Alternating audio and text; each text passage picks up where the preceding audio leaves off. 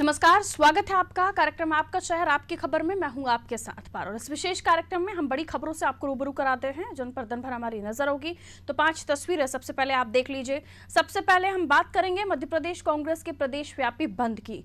दूसरी खबर में हम बात करेंगे मध्य प्रदेश की सरकारी अस्पतालों में व्यवस्थाएं किस तरह से शुरू की जाएंगी और अन्य व्यवस्थाओं को किस तरह से जोड़ा जाएगा। तीसरी खबर में बात आम जनता पर पड़ने वाले अतिरिक्त बोझ की, क्योंकि परिवहन विभाग बसों का किराया बढ़ाने की तैयारी में है। चौथी खबर बिजली विभाग से जुड़ी, जिसका प्रदेश में 13,000 करोड़ रुपए से अधिक का बिल बकाया है।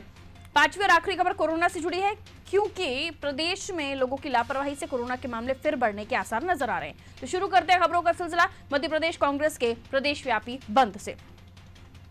पेट्रोल, डीजल और गैस सिलेंडर के लगातार बढ़ते दाम और अन्य वस्तुओं की बढ़ती कीमतों के खिलाफ आधे दिन के बंद के लिए कांग्रेस सड़कों पर उतरी। भोपाल में पूर्व मंत्री पीसी शर्मा अपने समर्थकों के साथ जबरन दुकान बंद कराने लगे, जिस पर पुलिस ने पूर्व मंत्री समेत 11 लोगों को गिरफ्तार करके जेल भेज दिया। इंदौर में भी कांग्रेस कार्यकर्ता बंद कराने निकले। इंदौर के रीगल चौराहे पर विरोध जताने के लिए कांग्रेसी क्रिकेट मैच खेलते हुए नजर आए। इससे पहले याद होगा आपको, जब विरोध था तो दाल बाटी खाते हुए नजर आए थे, अब यहाँ क्रिकेट खेलते हुए नजर आए। यहाँ पर कांग्रेसियों ने प्रधानमंत्री मोदी का मुखौजा लगाकर बाइक को रस्सी से बांधकर सड़क पर खींचा। पूर्व मंत्री जीतू पटवारी ने हाथ जोड़कर दुकानें बंद करने की अपील की। पेट्रोल पंप भी एहतियात के तौर पर सुबह 9 बजे बंद कर दिए गए। आवश्यक वस्तुएं पूरी तरह से मिलती रहीं। ग्वालियर में मिला जुला असर दिखा। जिस पेट्रोल के महंगे होने पर बंद किया जा रहा है, सड़कों पर आम दिनों की तरह वाहन दौड़ रहे हैं। सुबह सुबह दुकानें बंद रहीं। कांग्रेसी सड़कों पर घूम रहे हैं और बंद में मदद करने की अपील कर रहे हैं। जबकि जबलपुर में सुबह 10:30 बजे के बाद कांग्रेसी बंद कराने निकले। हालांकि यहां भी असर नहीं दिखा। बड़ा फुहारा में कांग्रेस नगर अध्यक्ष दिनेश यादव दुकानदारों से बंद में सहयोग करते हुए दिखे। शहर के अन्य हिस्सों में दूसरे नेताओं को जिम्मेदारी सौंपी गई है।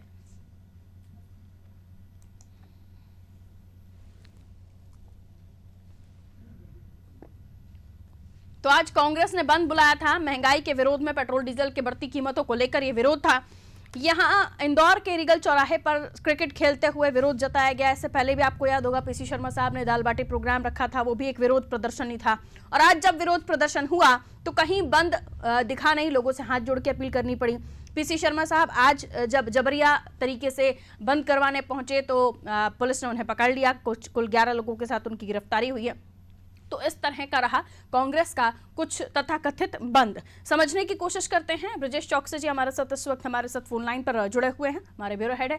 ब्रजेश जी, ये तथाकथित बंद ऐसे मैं कह रही हूं तो क्या सही कह रही हूं? आपकी इस पर राय क्या है? आपने एक शब्द इस्तेमाल किया है तथाकथित, तो तथाकथित आप कह रहे हैं उचित ही है वो, क्योंकि बंद उस तरह से सफल नहीं हुआ जैसी उम्मीद की जा रही थी। कि महंगाई को लेकर पहले जो आंदोलन हुए हैं कभी, वो बहुत ज्यादा सफल रहे थे। आज का हम देखते हैं पूरे मध्य प्रदेश में तो कहीं मिला जुला सा ही असर है, कहीं बंद हुआ है। एक जगह हमने देखा है उज्जैन में कि दुकान वालों ने ही विरोध किया उसका कि और नरेंद्र मोदी के समर्थन में नारे लगाए। एक दुकानदार को कांग्रेसियों ने 1,000 रुपए दिए, तब उसने बंद करने के लिए राजी हुआ। उसका कहना था कि इस दुकान का उसको जो फुटपाथ पे जहाँ दुकान लगाता है उसको किराया देना पड़ता है, तब वो राजी हुआ। एक जगह जबरदस्ती बंद कराने का भी कई जगह देखने को हमें मिला, तो यहाँ पीसी शर्मा पे भी कार्रवाई करना पड़ी। तो जगह जगह मोटरसाइकिलों से निकलकर लोगों ने बंद कराने की कोशिश की। इंदौर में जीतू पटवारी ने बंद कराया, भोपाल में दिग्विजय सिंह खुद निकले। इसके बावजूद हमें पूरा बंद कहीं नजर नहीं आया।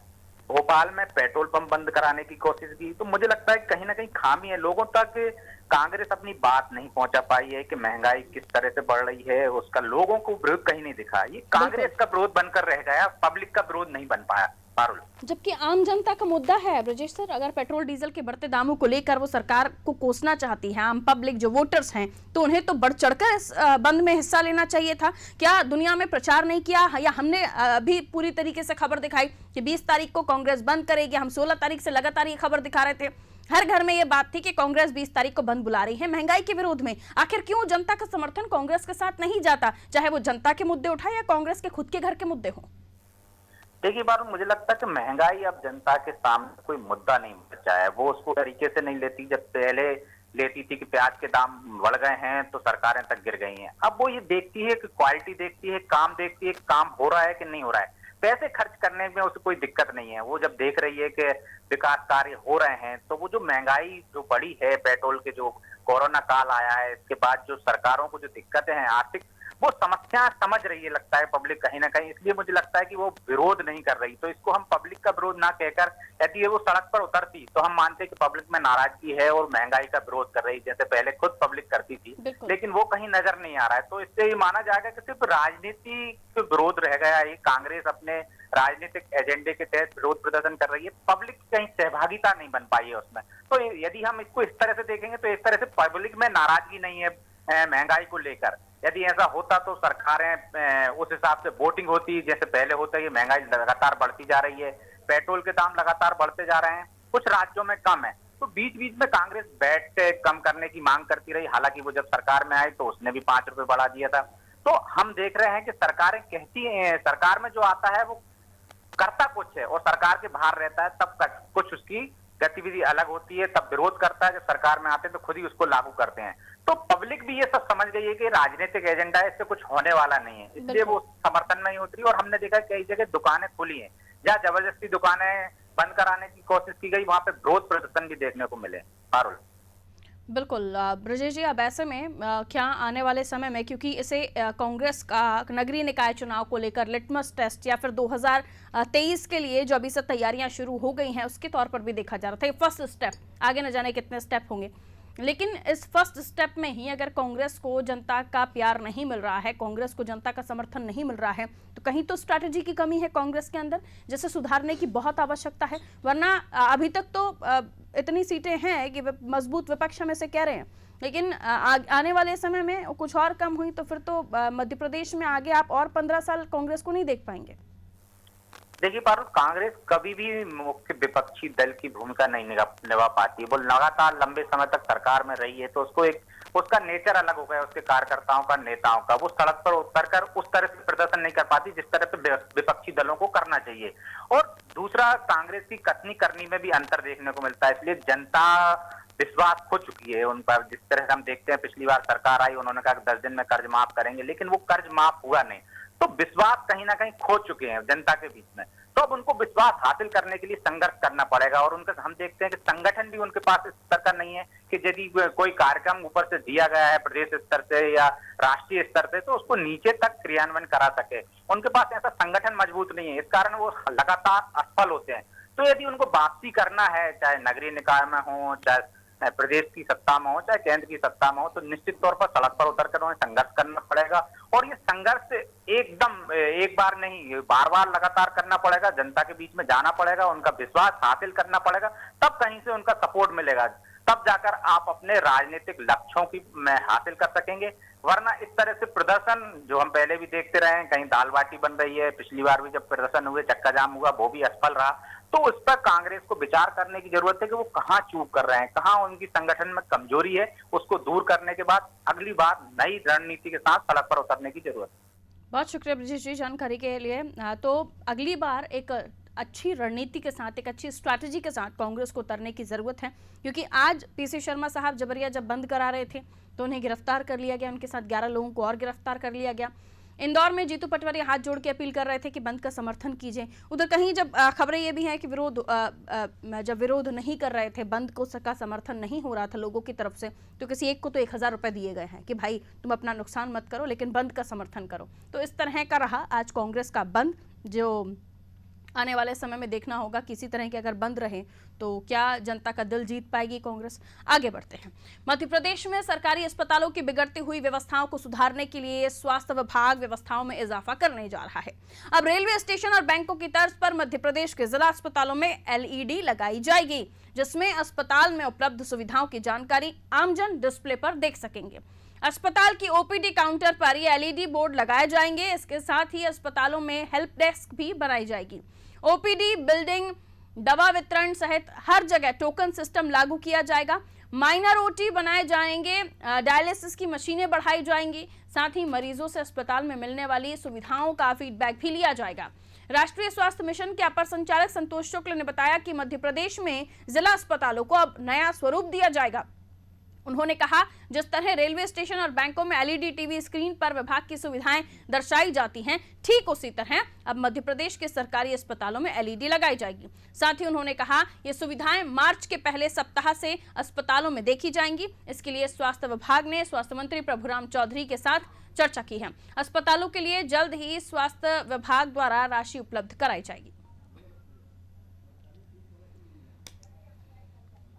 तो रिनोवेट होगा स्वास्थ्य महकमा या अस्पताल या फिर सिर्फ एक दिखावा? कई सवाल हैं, क्योंकि स्वास्थ्य विभाग को लेकर या स्वास्थ्य सुविधाओं को लेकर बातें बड़ी बड़ी होती हैं, लेकिन धरातल पर कुछ नहीं होता। हमने देखा पिछले कार्यकाल में भी जो स्वास्थ्य मंत्री थे, उन्होंने खुद हॉस्पिटल में जाके निरीक्षण किया।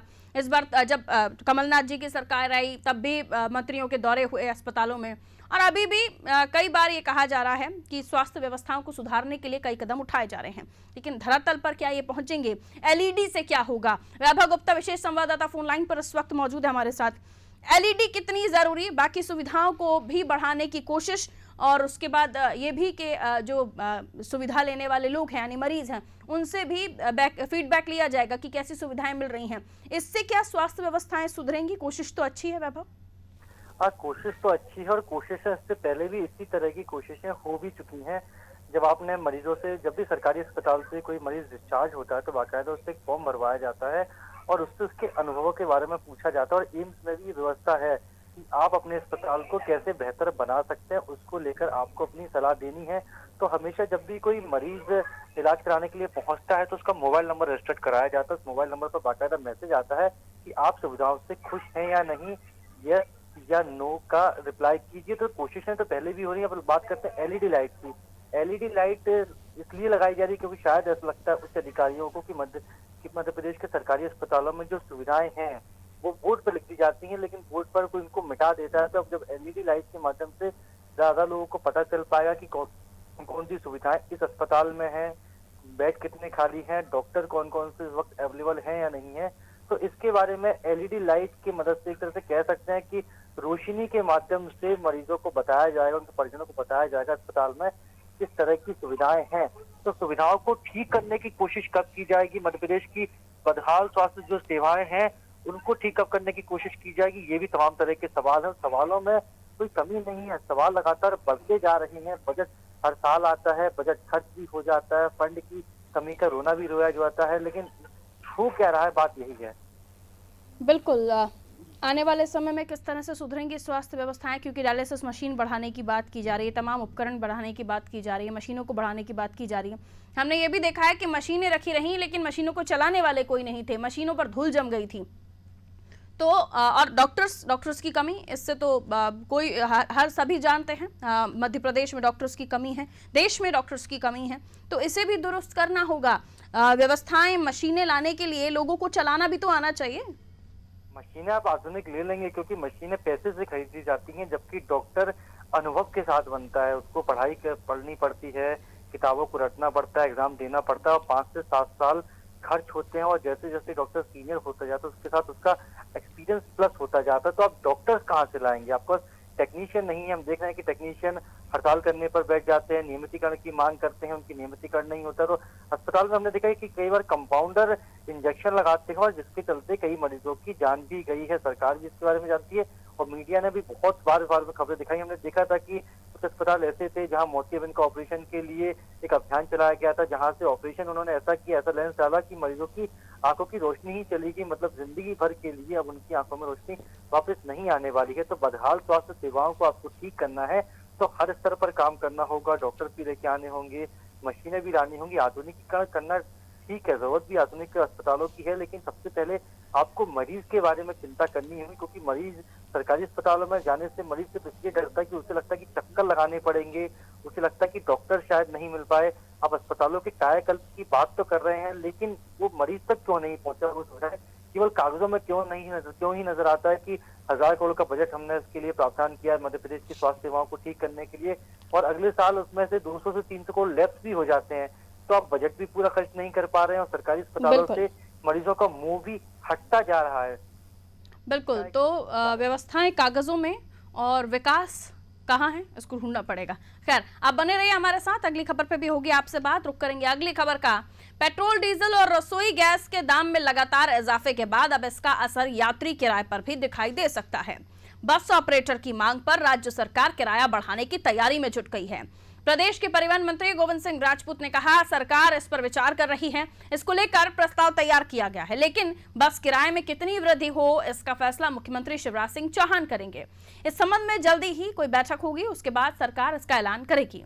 आपको बता दें, प्रदेश के बस ऑपरेटर्स एसोसिएशन की तरफ से लगातार मांग हो रही है कि किराया बढ़ाया जाए।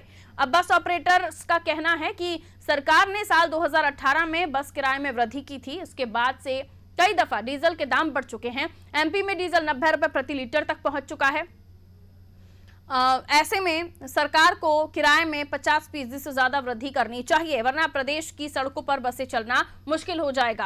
हालांकि पब्लिक ट्रांसपोर्ट का किराया बढ़ाए जाने की तैयारी पर कांग्रेस ने प्रदेश सरकार पर निशाना साधा और कहा, मौजूदा सरकार में हर चीज में महंगाई बढ़ रही है, सरकार को खराब सड़कों की तरफ ध्यान देना चाहिए।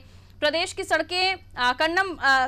सड़कों पर कंडम बसें दौड़ रही हैं, लेकिन सरकार यात्री किराया बढ़ाकर आम बस सेवा पर महंगाई की मार डालने की तैयारी पर है। और एक बार फिर से वैभव गुप्ता, विशेष संवाददाता, हमारे साथ इस वक्त फोन लाइन पर मौजूद हैं। तो ये तय तो था ही वैभव कि डीजल पेट्रोल बढ़ेगा तो आने वाले समय में जो गाड़ियां हैं, जो बसेस हैं, उनके किराए को भी बढ़ाना पड़ेगा, क्योंकि जब निकलेगा ही नहीं, उनकी लागत ही नहीं निकलेगी तो भला बसें चलाएंगे कैसे। कोरोना काल में भी इस तरह की खबरें आई थी, लेकिन अब जब हम देख रहे हैं कि शतक पर पेट्रोल और डीजल भी उसके करीब पहुंच रहा है, तो अब बस ऑपरेटर्स की डिमांड को सरकार ने भी स्वीकार कर लिया है। चर्चा कर रहे हैं, लेकिन कितना बढ़ेगा इसको लेकर फिलहाल कुछ तय नहीं है। कांग्रेस ने कहा कि जो आम जनता है उस पर महंगाई की मार डालने की तैयारी है। ऑपरेटर्स तो अपनी जगह ठीक है, सरकार अब इनका किराया भी बढ़ा देगी, लेकिन सवाल ये कि आखिर कब तक ये महंगाई की मार जनता झेलेगी। सरकारें आई गई, लेकिन जनता को वही परेशानी हमेशा झेलनी पड़ती है। बिल्कुल, एक बार फिर यात्री बस का किराया बढ़ेगा और उसका जो जिम्मा है वो आएगा कोरोना के ऊपर, क्योंकि लगातार पिछले साल जब मार्च से कोरोना की शुरुआत हुई, कोरोना काल की, उससे पहले किराया बढ़ाया गया था, लेकिन कोरोना काल में बसेस चली ही नहीं है, बसेस खड़ी रही। तो जब जिस तरह से कहता है कि हाथी जो होता है, हाथी को पालने का खर्चा बहुत ज्यादा होता है, उसी तरह जो बड़े वाहन होते हैं, अब वो 6 महीने खड़े रहे तो उनकी बैटरीज खराब हो गई, टायर खराब हो गए, कई जगह तो हमने देखा कि इंजन तक जाम होने की स्थिति में आ गए, क्योंकि जो बड़े वाहन होते हैं अगर वो कंटिन्यू नहीं चलते हैं तो उसमें मरम्मत का बहुत ज्यादा खर्चा होता है। बीमा भी 6 महीने जब गाड़ी नहीं चलेगी, लेकिन उसका बीमा का पैसा भी आपको देना पड़ा। रोड टैक्स में हालांकि सरकार ने थोड़ी सी कमी की थी, तो थोड़ी सी राहत जरूर मिली थी। तो तीसरी बार मुख्यमंत्री शिवराज सिंह चौहान के साथ बस ऑपरेटर्स की बैठक होने जा रही है। इससे पहले परिवहन मंत्री गोविंद सिंह राजपूत के साथ भी बैठक हो चुकी है रोड टैक्स को लेकर, लेकिन बस के जो ऑपरेटर्स है वो यही मांग कर रहे हैं कि कोरोना काल में भी हमें नुकसान हुआ और अब पेट्रोल डीजल के दाम लगातार बढ़ते जा रहे हैं, तो ऐसे में यात्री बस किराए को बढ़ाए जाने की बेहद ज्यादा जरूरत है। अब किराया कितना बढ़ाया जाएगा ये देखने वाली बात होगी, लेकिन जिस तरह से सीधी बस हादसे को भी हम एक तरह से देखें कि 32 सीटर बस में अगर 54 यात्री थे, तो कहीं ना कहीं जो बस का चालक है या कंडक्टर है, जो बस के ऑपरेटर्स होते हैं, वो ज्यादा पैसा कमाना चाहते थे। और यही हम देखते हैं कि मध्य प्रदेश की सड़कों पर जो बस दौड़ती हैं उनमें भी वो कोई 30 सीटर बस होती है, 50 सीटर बस होती है, लेकिन उसमें यात्री दोगुने भर लिए जाते हैं, क्योंकि लागत से ज्यादा नुकसान हो रहा है बसेस को ऑपरेट करने में। तो अब शिवराज सरकार को ये भी सोचना होगा कि बसेस में यात्री ना ज्यादा बैठे। अगर आप किराए में इजाफा कर रहे हैं तो यात्रियों को भी वो सुविधाएं मिले जिसके लिए वो किराया दे रहे हैं, इसके बारे में भी सोचना होगा। क्योंकि परिवहन मंत्री गोविंद सिंह राजपूत ने कल एक दौरा किया था, औचक निरीक्षण किया था, वो रायसन रोड बाईपास पहुंचे, वहां उन्होंने देखा कि राजधानी भोपाल में जो यात्री बस चलती हैं वो 40 सीटर बस में 60 यात्री भरे हुए थे। मंत्री को औचक निरीक्षण में इस तरह की तस्वीरें सामने आ रही है। भोपाल में अगर इस तरह की तस्वीरें हैं तो स्पष्ट रूप से समझ में आता है कि गांव देहात में जो बस चलती होंगी वो बस उनका क्या हाल होता होगा। बिल्कुल बिल्कुल वैभव, ये सच है, हकीकत है। और अब देखना ये होगा कि जनता को राहत देने की बात कहकर सत्ता में आने वाली पार्टियां अब इस मामले में क्या विचार करती हैं, क्योंकि कोई पॉलिसी या कुछ ऐसा जादू तो है नहीं, जो हो रहा है वो सभी के साथ हो रहा है। बहरहाल आगे बढ़ते हैं। देखिए, अब बिजली विभाग के बारे में एक खबर है। बिजली विभाग क्यों घाटे में जा रहा है, इसका पता इस बात से लगाया जा सकता है कि मध्य प्रदेश में बिजली कंपनियों का 13,726 करोड़ रुपए बकाया है, जिसमें सरकारी विभागों को 1,500 करोड़ रुपए देना है। सरकार ने बकाया भुगतान के बारे में कड़े कदम उठाए हैं। ये बात सामने आई है कि विभागों के पास राशि उपलब्ध होने के बावजूद समय पर बिलों का भुगतान नहीं किया गया, जिससे सरचार्ज की राशि का भुगतान करना पड़ रहा है। अकेले सरकारी विभागों को ही 3 करोड़ रुपए हर महीने सरचार्ज देना पड़ रहा है। दरअसल बकाया बिजली बिलों का ये मामला हाल ही में विभागों द्वारा आए बजट प्रस्तावों में सामने आया है। बिजली कंपनियों ने मांगी गई ये बकाया राशि फरवरी 2021 तक की है। इसमें खास ये है कि विभागों के पास बजट तो था, लेकिन अफसरों की लापरवाही से ये जमा नहीं हो सका। इस पर यह सख्त कदम उठाया गया है कि समय से बकाया बिल क्यों नहीं भरे गए, जिससे सरचार्ज का भुगतान करना पड़ रहा है। इसके लिए जिम्मेदारों के वेतन से काटकर राशि जमा कराई जाए। और एक बार फिर से वैभव गुप्ता हमारे विशेष संवाददाता हमारे साथ लगातार बने हुए हैं। बिजली विभाग जिसको हो रहा घाटा, और ये बताया जाता है कि 1500 करोड़ रुपए तो सिर्फ सरकारी डिपार्टमेंट से लेने हैं, 300 करोड़ सिर्फ सरचार्ज ही है। तो जब बजट है तो उसके बाद ये लापरवाह अधिकारी क्यों उसे समय पर नहीं भरते हैं, सवाल ये। और दूसरा, ये इनके पॉकेट का पैसा नहीं है, ये इनके घर से आया हुआ पैसा नहीं है, ये है जनता का पैसा, तो उसे सरचार्ज में उड़ाएंगे ये लोग। बिल्कुल यही सवाल बिल्कुल सटीक है कि आप अपने घर का जो अधिकारी, सरकारी अधिकारी कर्मचारी होते हैं, अगर वो प्राइवेट घर में रहते हैं तो जो घरों का उनका बिल होता है उसको तो वो समय पर जमा करा देते हैं, लेकिन जब वो सरकारी पैसा होता है, सरकारी विभाग में जो बिल जमा कराना होता है, सरकारी पैसे से जमा कराना होता है, तो वहाँ उनको अपने घर की याद नहीं आती है। उनको ऐसा लगता है कि ठीक है, सरकार का पैसा है, टैक्स का पैसा है, आज नहीं तो कल जमा हो ही जाएगा। और बाकायदा बिजली विभाग के द्वारा 15 दिन का वक्त दिया जाता है, बिल जनरेट होने के 15 दिन के भीतर आप बिजली का बिल जमा कर सकते हैं, तब तक आपको सरचार्ज नहीं देना होगा। लेकिन अब उस नियत अवधि में अगर आप पैसा आप नहीं देंगे तो उसके बाद आपको सरचार्ज देना होगा। और ये टेलीफोन में भी यही होता है, बिजली के बिल में भी यही होता है। तो ये अधिकारियों की लापरवाही है। जब तक अधिकारी इस बात को नहीं समझेगा कि जो पैसा है आम जनता के खून पसीने की कमाई है, जो टैक्स के रूप में उसने सरकार को दी है, तो सरकारी अधिकारी की जिम्मेदारी है कि पैसा होने के बाद अगर सरचार्ज देना पड़ रहा है, क्योंकि 3 करोड़ रुपए कोई छोटी मोटी राशि नहीं होती है।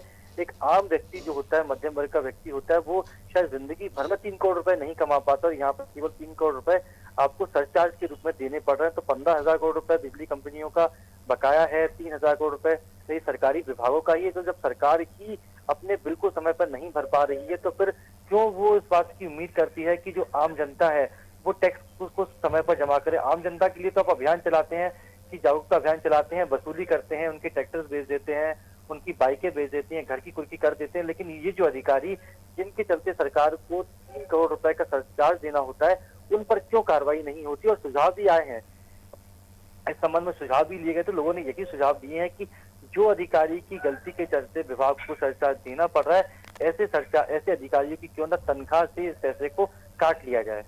वो जन्मों तक भी कमाएंगे वैभव, तो शायद वो सरचार्ज को नहीं भर पाएंगे, क्योंकि 300 करोड़ रुपए जिसमें 3 बड़े स्कूल खोले जा सकते थे, 3 बड़े अस्पताल बनाए जा सकते थे, न जाने कितनी योजनाओं को पूरा किया जा सकता था। लेकिन अब ये 300 करोड़ रुपए सरचार्ज में जाएंगे, वो भी उनकी गलती की वजह से, जो एसी कैबिनों में बैठकर कुर्सियां तोड़ रहे थे। खैर, बहुत शुक्रिया हमारे साथ जुड़ने के लिए। अब देखना ये होगा कि बिजली विभाग ने जो रायता फैलाया है 300 करोड़ रुपए का सरचार्ज, 1500 करोड़ रुपए है वैसे तो देना सरकारी दफ्तरों को, बिजली विभाग को, लेकिन 300 करोड़ रुपए जो सरचार्ज देना है वो किसके ऊपर उसका ठीकरा फूटता है। एक बार फिर से जनता या कोई किसी को चिन्हित किया जाएगा, कार्रवाई होगी, ये देखना होगा। चलिए आगे बढ़ते हैं। देश भर में कोरोना अभी खत्म नहीं हुआ है, लेकिन लोगों ने मान लिया है कि कोरोना खत्म हो गया है। कुछ दिनों से देखने में यह भी आ रहा है कि लोगों ने सोशल डिस्टेंसिंग, मास्क, सैनिटाइजर और हाथ धोने जैसे प्रोटोकॉल का पालन करना ही छोड़ दिया है। विशेषज्ञों का कहना है कि आमतौर पर गर्मी में वायरस का असर कम होता है, लेकिन कोरोना ने पुरानी थ्योरी को फेल किया। पिछले अप्रैल, मई, जून में भी ज्यादा तादाद में मरीज बढ़े थे, इसलिए गर्मी में कोरोना संक्रमण कम होगा ये कहना गलत है। वहीं कोरोना रिटर्न जैसे हालात में लोगों को क्या सलाह देना चाहेंगे? कोरोना रिटर्न कहना गलत है, क्योंकि अब तक कोरोना गया नहीं है। कम से कम 6 महीने तक अभी लोगों को कोरोना प्रोटोकॉल का पूरी तरह से पालन करना होगा, उसे फॉलो करना होगा। और अगर लापरवाही बरती गई तो दोबारा लॉकडाउन जैसे हालात बन सकते हैं। हालांकि टीकाकरण के दूसरे डोज की शुरुआत शनिवार से हो रही है। इसके लिए शहर में 40 से ज्यादा केंद्र बनाए गए हैं। इन पर 4000 हेल्थ वर्कर्स को टीके का दूसरा डोज लगाने का लक्ष्य रखा गया है। तो कोरोना रिटर्न ना हो इस दौरान जब हम कोरोना की वैक्सीनेशन ले रहे हैं। ये ना समझिए कि कोरोना चला गया, इस गलतफहमी में ना रहिए कि कोरोना खत्म हो गया। कोरोना अभी भी है, आपको अभी भी बचना है। वैक्सीनेशन जरूर हम लगवा रहे हैं, लेकिन जो वैक्सीनेशन लगवा रहे हैं वो भी मास्क सैनिटाइजर का प्रयोग कर रहे हैं। तो 2 गज दूरी अभी भी जरूरी है। रत्नाकर त्रिपाठी जी हमारे न्यूज हेड है, हमारे साथ इस वक्त फोन लाइन पर मौजूद हैं।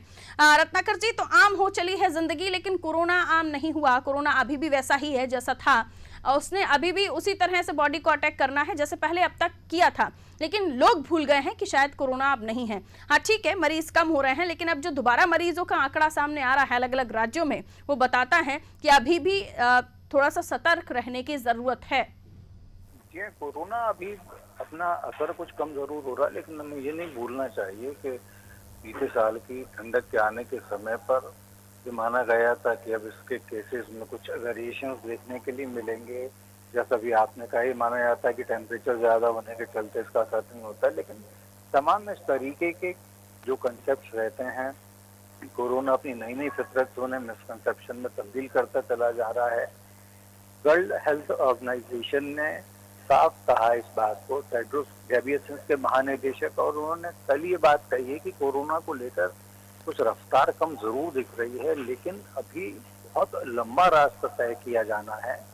ब्रिटेन में हम देखें, ब्रिटेन अमेरिका सहित 12 देशों में इसके नए स्ट्रेन सामने आ चुका है, और उसकी सबसे खतरनाक बात यह है कि वो स्ट्रेन जो एंटीबॉडी डेवलप होती है दवाइयाँ लेने से, उस एंटीबॉडी वाले एलिमेंट को कमजोर करता है। यानी एक मरतबा यदि किसी व्यक्ति को कोरोना हो गया है और हम इस बात को लेकर भरोसे में रहते हैं कि कुछ वक्त तक एंटीबॉडी उसे प्रोटेक्ट करती रहेगी, तो नए स्ट्रेन का अगर मामला हो जाएगा तो एंटीबॉडी भी यहाँ पर फिर वो काम नहीं करेगी। इस तरीके के हालात के बीच में कोरोना को लेकर बहुत ज्यादा अभी भी जागरूकता, सतर्कता बनाए रखने की आवश्यकता है, और ये तब तक जरूरी है जब तक कि वैश्विक स्तर पर, मैं भारत की भी बात नहीं कर रहा, वैश्विक स्तर पर जब तक कि इस बात की पुष्टि न हो जाए कि अब कोरोना से घबराने या परेशान होने की जरूरत नहीं है, बल्कि सतर्कता की जरूरत नहीं है। जी बिल्कुल, बहुत शुक्रिया रत्नाकर जी हमारे साथ जुड़ने के लिए।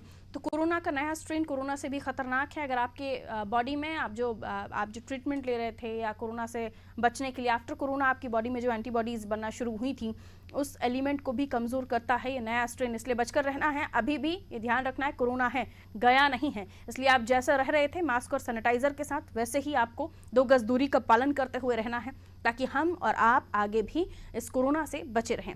फिलहाल मुझे दीजिए इजाजत, और खबरों के लिए आप देखते रहिए नादी टीवी। नमस्कार।